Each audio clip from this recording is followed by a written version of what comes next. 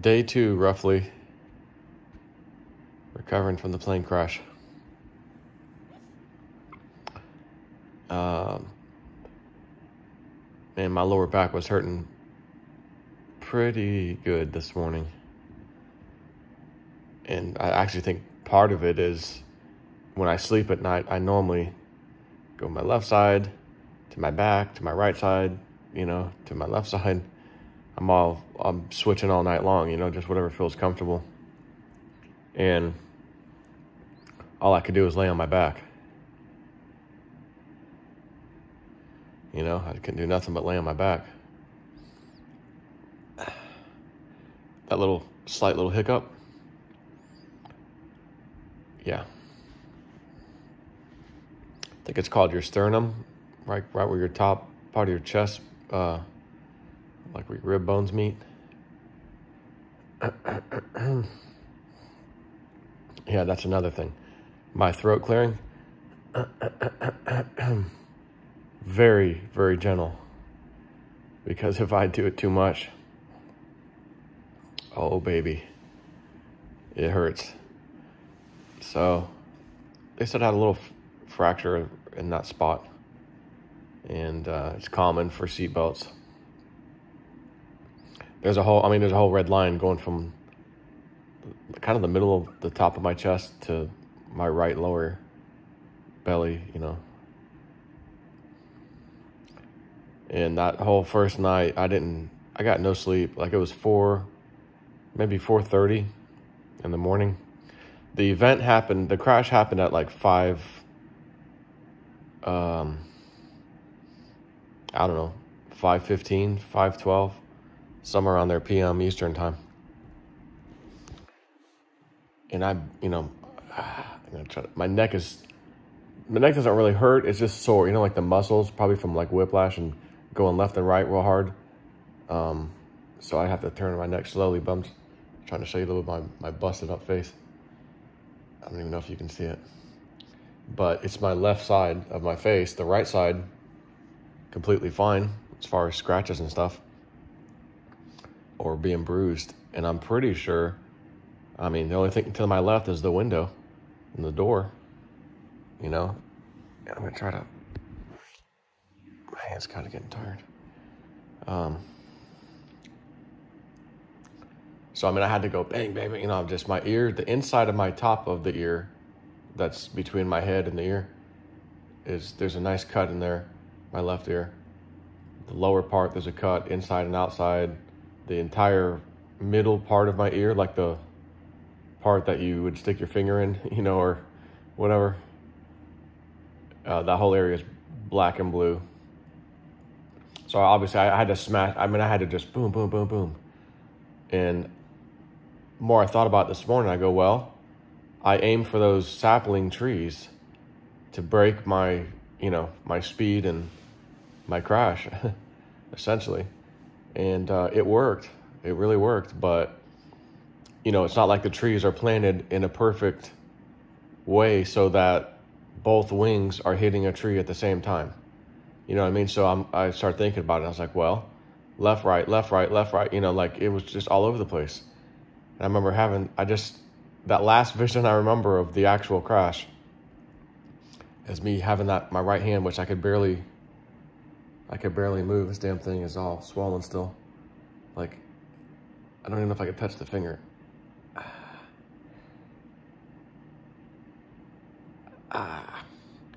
Middle one. Yeah, no. Ring finger. I can move it a little bit. Pinky. Try to grab something like my hand,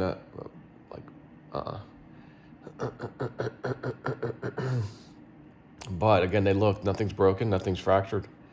On just that little small fracture, I said fracture. That little small fracture, I think my sternum. They're like, oh, it's normal, it'll heal up by itself. My mom even had one when she had an accident a long time ago. But, man, yeah, you don't want to push out a clearing throat, but a little bit, because your chest expands, man. Talk about my all-time nemesis. Not being able to clear my damn throat, because I freaking clear my throat all the dang time. So, I'm thinking about the tree. So it's like, left, right, left, just all over the place. So the plane obviously is banging left and right as I'm going through this, because if your wing hits something, it's going to jerk that plane that direction. And then one hits on the left wing, it's going to jerk that way. You know what I mean? But considering there was 3 or 4 broken spots on the leading edge of the wing, the front of the wing, where the fuel was pouring out, obviously, there could have been 2 or 3 trees next to each other, or simply they were spaced in a way that I mowed one down and then the next one came and it was a little bit off to the right. But that's seriously what I think made me survive this. I still, I'm going to show you the pictures at some point here. I may do it later today and maybe try to do a live stream. I might do a live stream with the Woo Dude.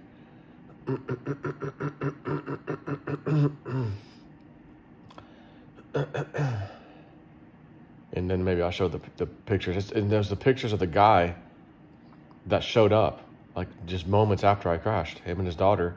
They didn't hear me. They didn't see me. I had no idea. I was praying, please let somebody come down this dirt road, please.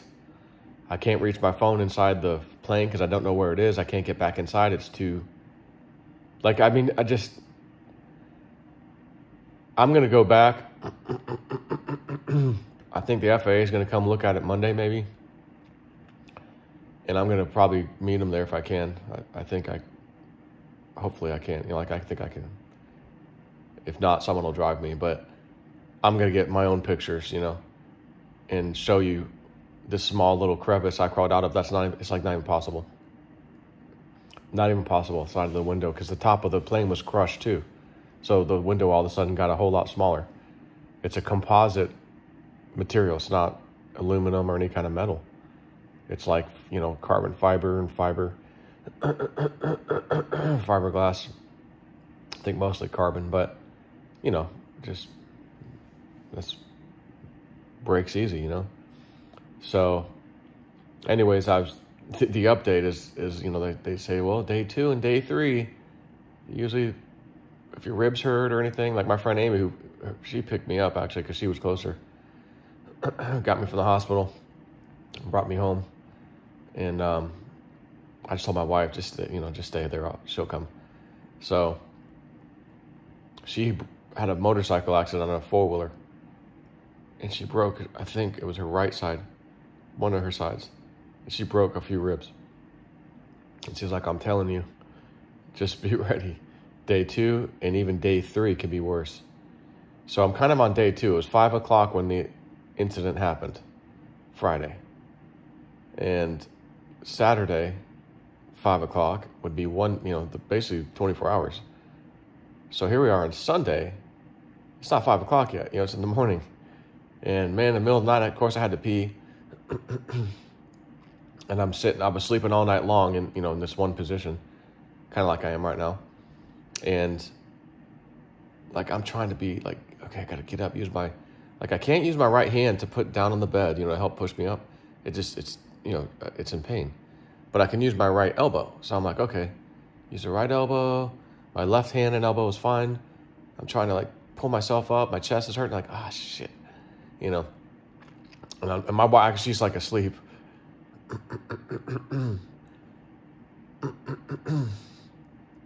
And I'm trying to slither out of the bed somehow. And finally I'm just hey, can you help me? And I found a good way. So even though my right side was kind of hurting, as far as ribs and stuff go, I still rolled to my right a little bit with my elbow, on the bed. And I'm kind of leaning up a little bit while I'm rolling over to the right, just a little bit. And then she grabs my left arm, and I pull myself up, and she pulls me. So I'm kind of getting up, sideways in a way. It hurts a little bit, but it's okay, I can handle that. Okay, good. So get up, go pee. Feeling how bad my body's aching. My lower back's killing me because was stuck in that position all night long. And it didn't feel like the injury kind of a feel, it's just super painful in that lower back spot because I've been sleeping in the same spot, not moving all night long. I didn't get any rest the first night. Again, 4:30 in the morning, they let me go. I was awake the whole time. And I left New Mexico I woke up at 6:30, but left at 8. But that's 2 hours behind Florida. So at 8 o'clock there, it's, 10:30 here. And actually, I think I left a little bit later than 8.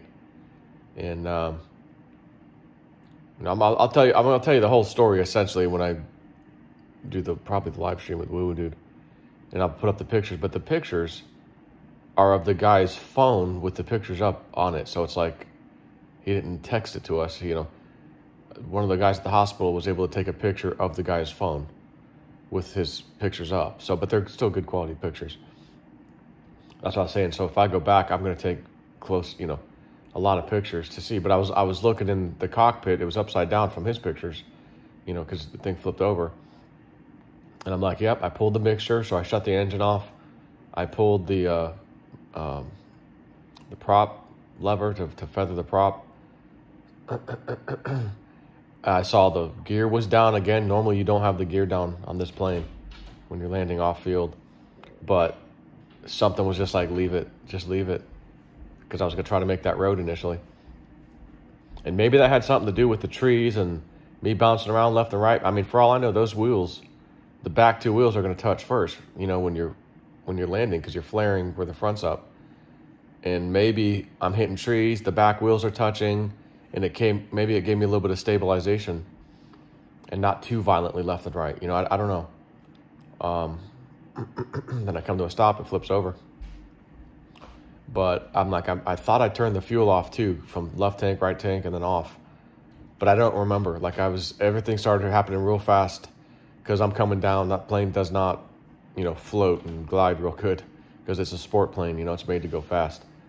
And I was already, again, under the cloud layer. I think I was about 2,000 feet or lower. And I can look at my iPad and figure that out. I haven't looked at it yet. Because I'll see my path. I'll see everything on the iPad. And I just remember hitting those damn trees. And it's like, you just hear it and you see it. And these trees are coming at you so fast. It's like, oh my God, it's like, ooh. I'm just bracing. I don't know if I was like, making noise, or I just remember bracing like hard with my right hand. That's why it's so bruised up. If I didn't do that, I think my rib cage ribs would be broken. I'd have broken ribs. Because it helped brace me to some extent, even though I smack in my head, I guess, a few times on the, again, as the wings are going left and right, hitting those trees enough that it made me hit my head on I had to. There's nothing else over there, you know what I mean? I can't think of anything else I could hit my head on. It's not, the seatbelt was nice and tight, it was tight. But I guess the main update was, day 2 kind of, it's like, again, 24 hours was yesterday at 5 p.m. So today is really a day and a half later, So it's later on today will be the second day at 5 o'clock. And then tomorrow will be the third day at 5 o'clock, technically speaking. But again, when you're in bed and that's when you really figure out, okay, this really hurts.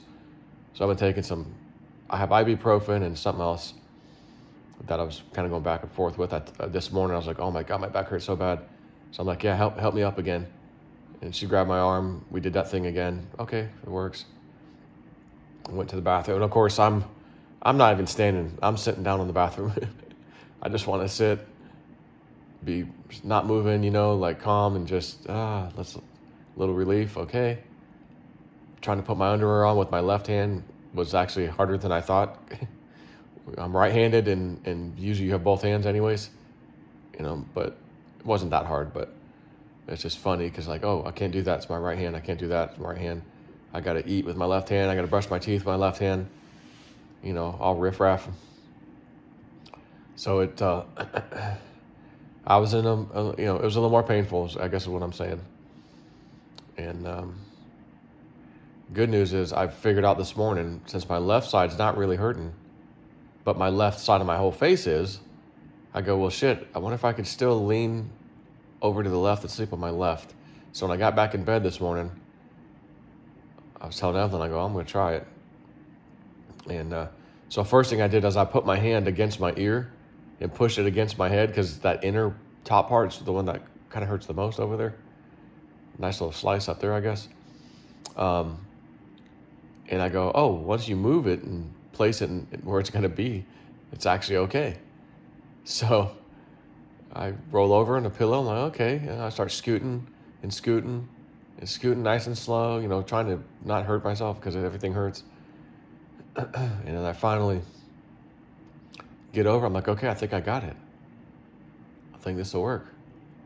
So I go, okay, now I've got two positions. I can at least sleep in the left side and then my back. Left side and then my back. So I go, you know what, maybe I should do a little video, just a little update, let everybody know what's how I'm doing the next day, you know, basically the next day. And I was just a little bit, maybe where my hand is over here. I was like right here, maybe, my head.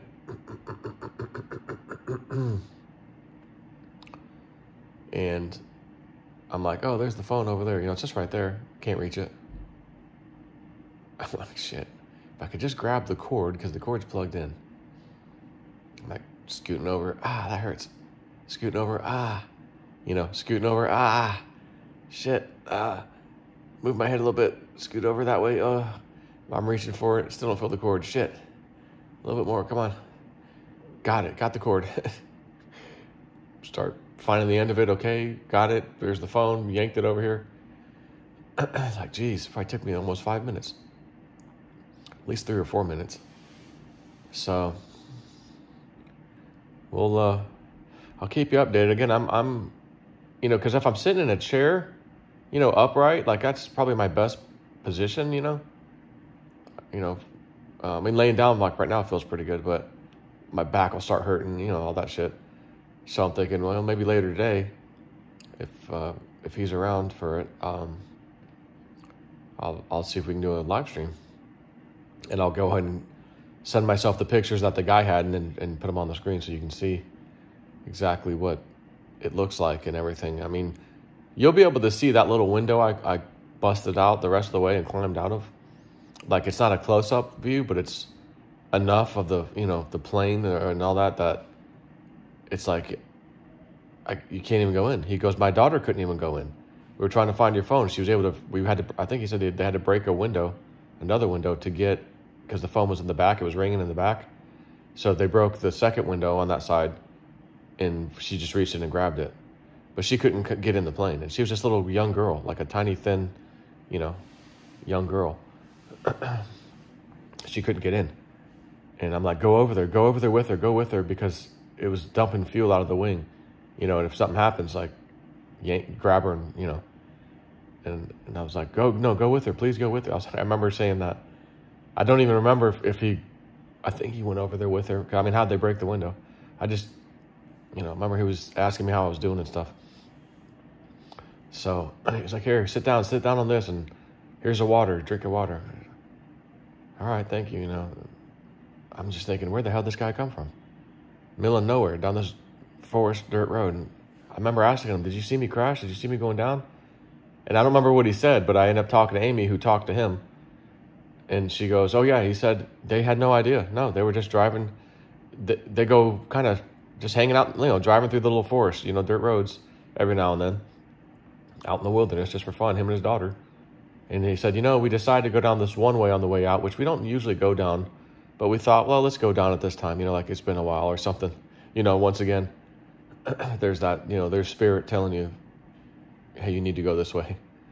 And he said the first thing we saw is this guy walking to the road, and we're like, what the hell, you know, seeing someone walking out there, like, whoa, where did he come from? And then we see the plane, and we're like, oh my God, you know. But when he saw me, so I got out of the plane, and I went over by the dirt road, and my flight bag, I think it was my flight bag, or maybe it was wasn't my flight bag, I think it was my book bag, my backpack, was just laying there. So I go, oh, it got ejected from the plane. It's just laying there. So I go, okay, that's good. It's right here. So I put it by the road, the dirt road. I go back to the plane to look in there because I'm like, I need to get my phone. I got to call for help. And of course, it's a mess in there, and I have no idea where the phone is, and I can't get back in. Not even kind of. It's not happening. And I see my iPad still attached to the mount. because I have ForeFlight on that thing, and I use that. And it's still running, and I'm like, oh shit. So I grab it and I take it out, put it on the my backpack, and I go, shit, it's got signal. It's got it because it has a data thing in it. So I go, shit, if it's got signal, my phone will work. And I was thinking, if I can't find my phone, I'll use this iPad to send an email, or, you know, there's an online 911 thing. Like, I'll use this damn thing if I have to. And of course, the plane has an electronic locator too, a little flip, a switch you can flip. But I wasn't at that point where I was ready to flip it. I probably should have, but I mean, I wasn't even thinking about it. I was just like, I gotta get my phone. I gotta call 911. I'm okay. You know, I'm not in the wilderness. I'm not gonna die if I have to stay out here for a night. You know, it's not like that.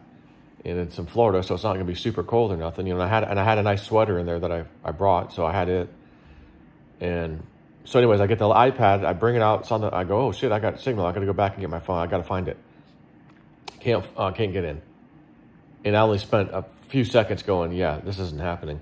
So I was on my hands and knees looking in there. So I stand back up, and then I walk back to where I was by the backpack, and then here comes the guy. So we're talking, I'm just gonna say 30 seconds to a minute, maybe, or a couple, you know, something, not more than 2 minutes. And I'm praying, please let somebody come down this road. Please let somebody have seen me, and, you know, or whatever, to come down this road. He didn't even see me, didn't hear it. It just came in and was leaving that way out and saw me. Unbelievable. So that's my little update. I'm, you know, just recovering, taking it easy. Everything hurts in most of my upper half, on the right side in particular. My hand's still, you know, again, very swole up. You can barely see my knuckles, the last two. It's a little dark in here, but you can see that bruise right in the middle. It goes all the way down.